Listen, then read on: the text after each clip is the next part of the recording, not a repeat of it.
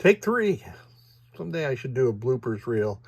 FirePower board set. This is the sound and speech board, CPU board, and the driver board. Typical FirePower fare here. Headers on the sound board. Somebody had already installed a capacitor kit, so that's good to go. And what else did I do to that? Oh, socket for the sound ROM, and this one is good to go. I'll test that in just a moment. Well, I can test the individual sounds now. Assuming I hook power up to it. Take 4 with power this time. Individual sounds.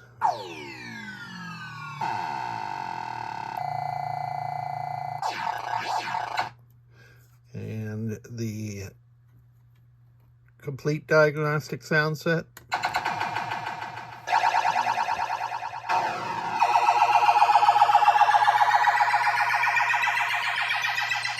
FirePower 1, 2, 3, enemy destroyed, mission accomplished, you are... And that'll go on ad infinitum unless I reboot, which I just have done. And we have the lamp matrix operational. The only coil that's on is number 16, which is a coin lockout coil. You saw 15 flash. That is the banana insert flasher on FirePower going off. And the score displays are not strobing. That is an interaction with the lights above me. I wouldn't have thought LED lights would do that, but they do. So on the MPU board and the rest of the boards, headers, 0.156 headers across the top, the power header, 5-volt filter cap, 40-pin interconnect, both sides, headers for the left side of the driver board, which is the solenoids. Here's the switch matrix headers.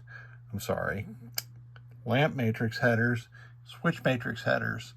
0 ohm jumpers put on this, even though it's a System 6 board set. You never know where these driver boards are going to show up, and if it shows up in a System 7 game, those will be appreciated. On the MPU board, I've replaced all these sockets with chips in them, the microprocessor, the 6810, and the 3 ROM sockets. I have implemented the FirePower combo ROM option on this board, which is a couple of cuts and jumpers on the back side of the board, this ROM that you see, and then a couple of 4148 diodes.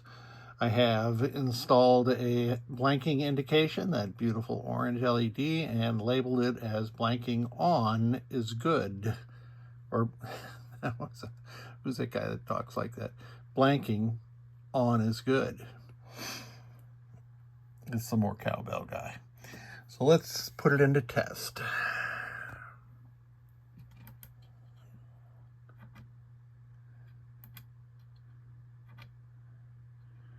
And I pressed those buttons too quickly. Let me come back to display test. Here's the lamp test. Again, there's some interaction from the overhead lights, but those are just fine. Solenoid test. You saw those 2 bright orange LEDs light up. Those are the flipper ground circuits, and that is normal.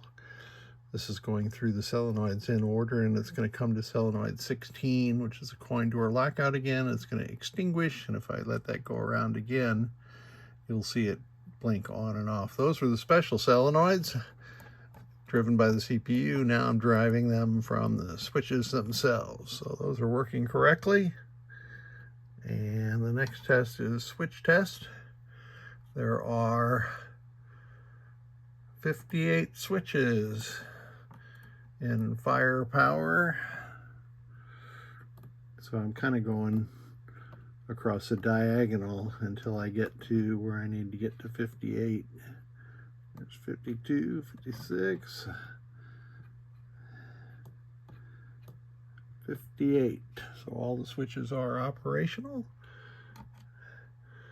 And that's it. It goes back into audits and adjustments. Let me reboot and get that display test showing again. The problem is this advanced switch is faulty and I need to replace that.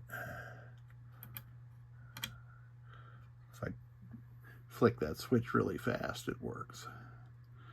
So all of our displays are operational.